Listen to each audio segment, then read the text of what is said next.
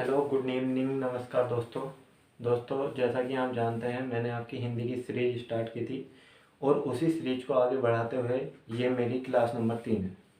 ठीक है, ये क्लास 3 होने वाली है आज आपकी। और मैंने आपका टॉपिक स्टार्ट कराया हुआ था शब्द भेद। और इसी शब्द भेद के अंतर्गत हम पढ़ रहे थे क्या, शब्दों का वर्गीकरण। शब्दों का वर्गीकरण।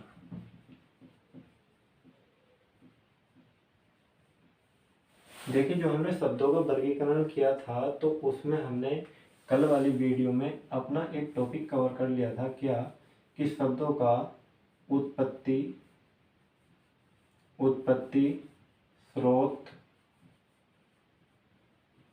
या इतिहास। उत्पत्ति, स्रोत या इतिहास के आधार पर वर्गीकरण। इतिहास के आधार पर वर्गीकरण। ठीक है, आज जो हम उसी सीरीज में आगे अपनी बात करने वाले हैं, तो आज हम पढ़ने वाले हैं शब्दों को कि उनकी रचना या उनकी बनावट के आधार पर शब्दों को कितने भागों में डिवाइड किया गया है। रचना या बनावट के आधार पर। रचना या बनावट के आधार पर। ठीक है, तो आज का हमारा टॉपिक क्या रहने वाला है कि शब्दों का वर्गीकरण रचना या बनावट के आधार पर। देखिए, जो हम शब्दों का वर्गीकरण करते हैं रचना या बनावट के आधार पर, तो इसको यहाँ पर हम 3 भागों में डिवाइड करते हैं। 3 भागों में हम इसका डिवाइडेशन पढ़ते हैं। नंबर 1 में आता है क्या, रूढ़ शब्द। रूढ़ शब्द नंबर 1 में क्या आता है, रूढ़ शब्द। ठीक है, नंबर 2 पर क्या आते हैं, यौगिक शब्द। यौगिक शब्द, रूढ़ शब्द और नंबर 2 पर क्या आते हैं, यौगिक शब्द। और नंबर 3 पर क्या आते हैं, योग रूढ़ शब्द।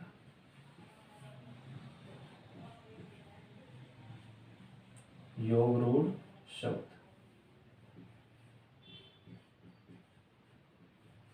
योग रूढ़ शब्द। तो आइए जानते हैं इनके बारे में कि आखिरकार क्या होते हैं रूढ़ शब्द। ठीक है, तो रूढ़ शब्द वे शब्द हैं, रूढ़ शब्द वे शब्द हैं जिनमें हम कोई भी चेंज नहीं कर सकते, या कह सकते हैं कि जो इनकी प्रकृति है उसमें हम कोई भी चेंजेस नहीं कर सकते। ठीक है, कोई भी चेंज नहीं किया जा सकता, कोई भी चेंजेस या परिवर्तन नहीं किया जा सकता। ठीक है, कोई भी परिवर्तन नहीं कर सकते इसमें। ठीक है, या इनको हम कह सकते हैं क्या, इनका यूज कैसे होता है, मूल रूप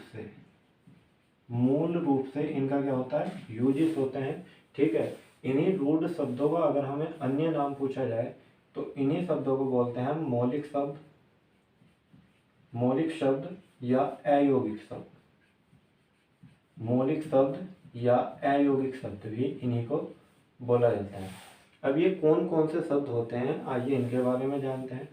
ठीक है, तो इसमें एग्जाम्पल में हम क्या पढ़ सकते हैं, जैसे हम कहते हैं भैया क्या, मैंने बोला क्या, यह मैंने बोला घोड़ा। मैंने क्या बोला, घोड़ा। घोड़ा, दिन, चावल, चावल, गेहूं। ठीक है, चावल, गेहूं, जल, एक्सेट्रा। ठीक है, तो क्या क्या हो सकते हैं, घोड़ा, जैसे मैंने बोला कि घोड़े को अगर हम तोड़ें तो घो और डा। ठीक है, ना तो घो का अपने आप में कोई मूल अर्थ होता है और ना ही डा का अर्थ होता है। वैसे ही दिन को अगर हम तोड़ते हैं तो ना ही दी का होता है और ना ही न का होता है। ठीक है, तो ये हमारे शब्द कैसे शब्द कहलाते हैं, रूढ़ शब्द कहलाते हैं। अब नंबर 2 पर क्या आता है हमारे पास, यौगिक शब्द। क्या आता है भैया, यौगिक शब्द। तो यौगिक शब्द कौन से होते हैं, यौगिक शब्द वे शब्द होते हैं जो कहीं ना कहीं से कह सकते हैं कि 2 शब्दों का योग हो। ठीक है, क्या हो, दो शब्दों का योग हो, दो शब्दों का योग, दो शब्दों का योग हो, दो शब्दों का योग हो कह सकते हैं, ठीक है। तो इनका क्या अपने आप में कोई मूल अर्थ नहीं होता। इसमें क्या एक रूढ़ शब्द होता है जिसका कोई ना कोई अर्थ होता है, और एक क्या होता है, कोई या तो उपसर्ग या कोई प्रत्यय जुड़ा होता है। तो जो हमारे ये यौगिक शब्द होते हैं इनको हम तीन तरह से बनाते हैं। कितने तरह से बनाते हैं भैया? तीन तरह से हम इनको बनाते हैं। नंबर पहला आता है क्या, उपसर्ग के द्वारा। पहला क्या आता है, उपसर्ग के द्वारा, उपसर्ग द्वारा।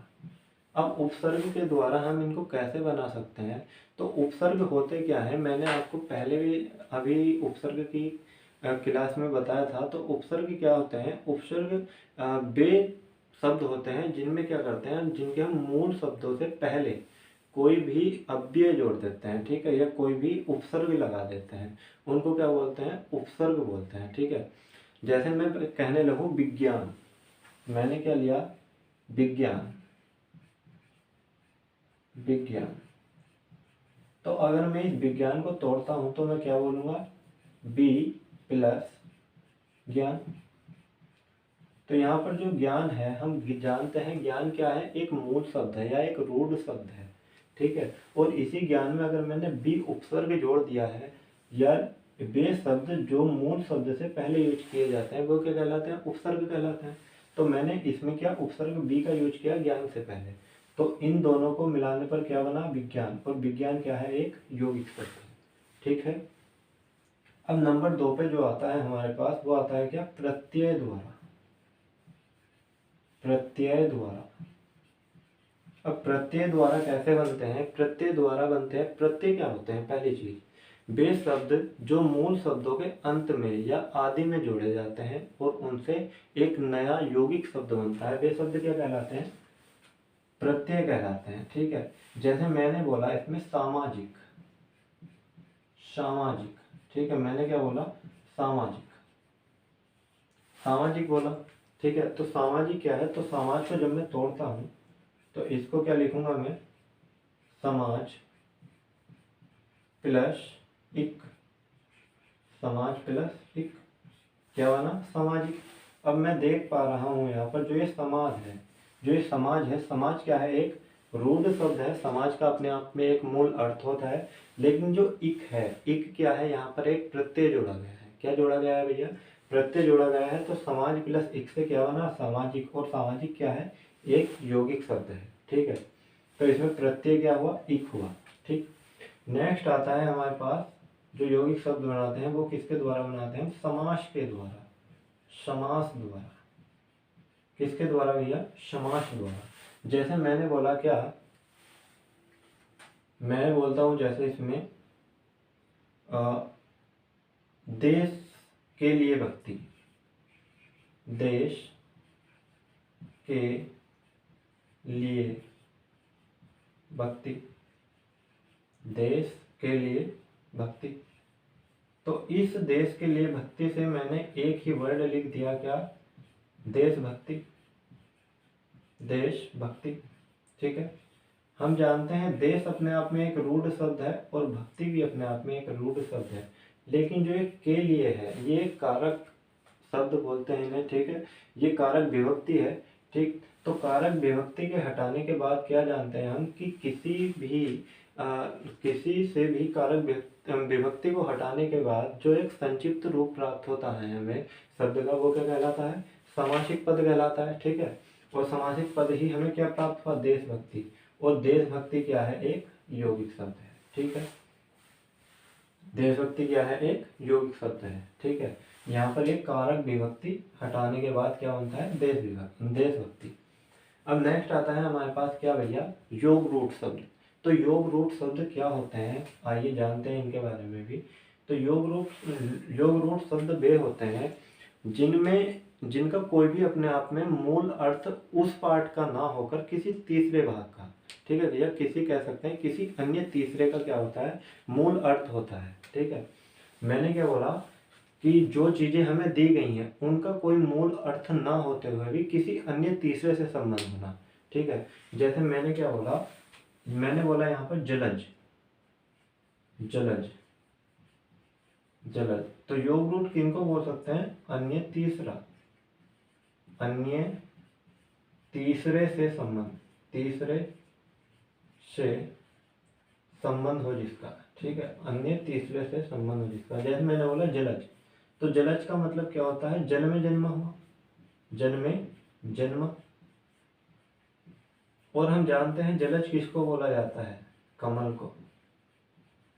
जलज किसको बोला जाता है? कमल को बोला जाता है। मतलब अगर मैं बोल रहा हूँ जल में जन्मा, तो मैं उसको जलज ना बोल के क्या कह रहा हूँ? कमल। तो ये कमल क्या है? कमल एक, यह जलज एक क्या है? एक योग रूट शब्द है, ठीक है। जलज क्या है? एक योग रूट शब्द है। जैसे ही मैंने बोला लंबोदर, लंबोदर, लंबोदर मतलब लंबा है उदर जिसका, लंबा है उदर जिसका, उनको क्या बोलते हैं? भगवान गणेश, भगवान गणेश, ठीक है। लंबा है उदर जिसका, मतलब लंबोदर भी क्या है? एक योग रूट शब्द है। या कह सकते हैं कि ऐसे शब्द, ऐसे शब्द जिनमें जिनमें ना तो उसका प्रथम पद और ना ही उसका द्वितीय पद क्या हो? प्रधान ना हो, और कोई अन्य तीसरा पद प्रधान हो, उसमें क्या होता है? बहुव्रीहि समास होता है। और जितने भी ये बहुव्रीहि समास के उदाहरण होते हैं, जितने भी ये बहुव्रीहि समास के उदाहरण होते हैं, बहुव्रीहि समास के जितने भी उदाहरण होते हैं, ये सारे के सारे क्या कहलाते हैं? ये सारे के सारे योग रूट शब्द कहलाते हैं, ठीक है। तो आई थिंक अब ये आपको क्लियर होगा कि शब्दों का वर्गीकरण हमने रचना बनावट के आधार पर कैसे कैसे किया है। कितने टाइप से किया है? तो इसमें 3 टाइप से किया है, रूढ़ शब्द, यौगिक शब्द और योग रूट शब्द, ठीक है। आइए जानते हैं अगले पार्ट के बारे में।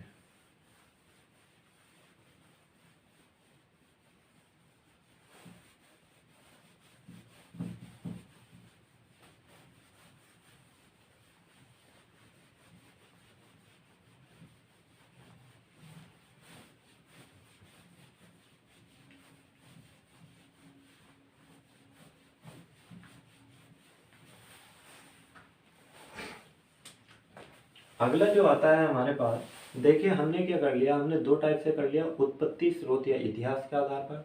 दूसरा हमने क्या कर लिया? रचना या बनावट के आधार पर। और जो मैं तीसरा कर रहा हूँ वो कर रहा हूँ क्या? प्रयोग के आधार पर, ठीक है, प्रयोग के आधार पर, प्रयोग के आधार पर। देखिए जो प्रयोग के आधार पर जो शब्दों को बांटा जाता है, ठीक है, प्रयोग के आधार पर, प्रयोग या रूप के आधार पर, ठीक है, प्रयोग या रूप के आधार पर जो शब्दों को बांटा जाता है वो 2 टाइप में बांटा जाता है, ठीक है, 2 टाइप में बांटा जाता है। पहले में क्या आता है? पहला आता है विकारी शब्द, पहला क्या आता है? विकारी शब्द, ठीक है। और नंबर 2 में क्या आता है? अविकारी शब्द, विकारी शब्द और अविकारी शब्द, विकारी शब्द और अविकारी शब्द। तो जानते हैं पहले विकारी शब्द आखिरकार होते क्या हैं। देखिए भैया, विकारी शब्द वे होते हैं जिन शब्दों के लिंग, लिंग, वचन, लिंग, वचन अथवा कारक, लिंग, वचन अथवा कारक में परिवर्तन करने से, में परिवर्तन करने से, में परिवर्तन करने से उनके क्या हो जाता है? उनके मूल शब्द पर परिवर्तन हो जाता है, ठीक है, या मूल शब्द क्या होता है? रूपांतरण हो जाता है, ठीक है, मूल शब्द रूपांतरित हो जाता है, मूल शब्द रूपांतरित हो जाता है, रूपांतरित हो जाता है। वे शब्द क्या कहलाते हैं? विकारी शब्द कहलाते हैं। जैसे भैया अब ये जो विकारी शब्द होते हैं ये कौन कौन से होते हैं? जैसे हम जितनी भी पढ़ते हैं ना संज्ञा, जितनी भी हम पढ़ते हैं क्या? संज्ञा अर्थात नाउन्स, जितने भी हम पढ़ते हैं प्रोनाउंस अर्थात सर्वनाम,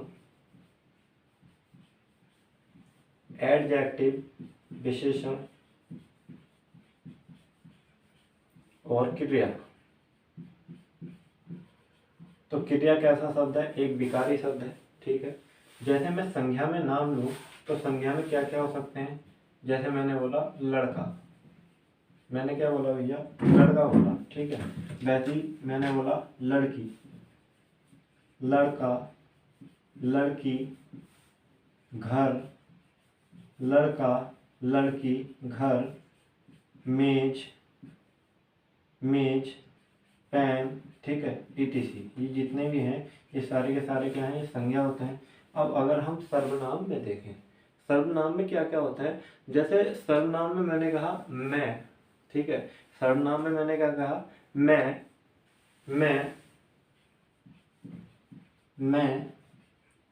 वह, बे, तुम आदि, ठीक है, ऐसा है, ठीक है। ये सारे के सारे क्या होते हैं, ये सर्वनाम होते हैं। वैसे ही आया क्या, विशेषण, विशेषण, विशेषण में क्या आता है, जो इनकी विशेषता बताते हैं संज्ञा और सर्वनाम की। जैसे मैंने कहा अच्छा, अच्छा, बुरा, लंबा, मीठा, खट्टा, ये सारे के सारे क्या हैं, विशेषण होते हैं। वैसे ही आता है क्रिया, क्रिया में क्या हुआ, जैसे हुआ खेलना, खेलना, पढ़ना, लिखना, लिखना, ये सारे के सारे क्या है, ये है भैया क्रिया है, ठीक है। जैसे अब देखते हैं कि लिंग, वचन और कारक आगे तक किस तरीके से इनका परिवर्तन हो रहा है। जैसे मैं एक चीज लिखता हूं, क्या, लड़का, लड़का पढ़ता है, लड़का पढ़ता है, और इधर लिखा मैंने क्या, लड़की पढ़ती है, लड़का पढ़ता है, और इधर क्या लिखा, लड़की पढ़ती है। वैसे ही मैंने इधर लिखा लड़का, सॉरी, मैंने लिखा क्या, लड़के पढ़ते हैं, लड़के पढ़ते हैं, लड़के पढ़ते हैं। वैसे मैंने लिखा लड़के के लिए, लड़के के लिए चाय लाओ, लड़के के लिए चाय लाओ। मैंने क्या लिखा, लड़के के लिए चाय लाओ, और वैसे ही मैंने इधर क्या लिखा, लड़कों के लिए चाय लाओ,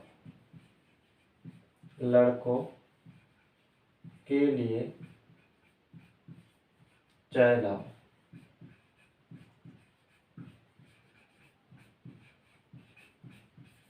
देखिए, अब देखते हैं इनमें आगे का कैसे कैसे चेंजेस है। लड़का पढ़ता है, लड़की पढ़ती है। देखिए, पढ़ता और पढ़ती, पढ़ती है, ये क्या है, ये क्रिया है। और इसी क्रिया के विकार से जब चेंज हुआ लड़की, और इसी क्रिया के अकॉर्डिंग जब चेंज हुआ लड़का, मतलब कि किस चीज का अंतर आता है, लिंग का। मतलब लिंग बदलने पर क्या प्रभाव पड़ता है, विकार उत्पन्न होता है, ठीक है, विकार उत्पन्न होता है। लड़का पढ़ता है, पढ़ता है, और लड़की पढ़ती है, मतलब कि विकार उत्पन्न हुआ। फिर मैंने कहा लड़का पढ़ता है, और यहाँ कहा मैंने लड़के पढ़ते हैं। लड़का पढ़ता है, लड़के पढ़ते हैं, ठीक है। यहाँ क्या हुआ, इन दोनों सेंटेंस में, इनमें क्या किया, इनमें मैंने वचन को चेंज कर दिया। मतलब कि कह सकते हैं सिंगुलर से क्या कर दिया, प्लूरल कर दिया, ठीक है, या एक वचन से बहुवचन बना दिया, ठीक है। वचन के चेंज होने पर भी क्या हुआ, यहाँ पढ़ते और पढ़ता, मतलब कि क्या हुआ, क्रिया में विकार उत्पन्न हुआ, ठीक है। वैसे ही मैंने बोला कि लड़के के लिए चाय लाओ, लड़के के लिए चाय लाओ, और यहाँ है लड़कों के लिए चाय लाओ। मतलब यहाँ सिंगल था, और यहाँ कितने हो गए, ये बहुवचन हो गया, ठीक है। तो इसमें क्या हुआ कि इसमें कह सकते हैं हम कि कारक बदल, मतलब कि कारक के लिए भी, जैसे के लिए क्या होता है, कारक विभक्ति होती है, ठीक है।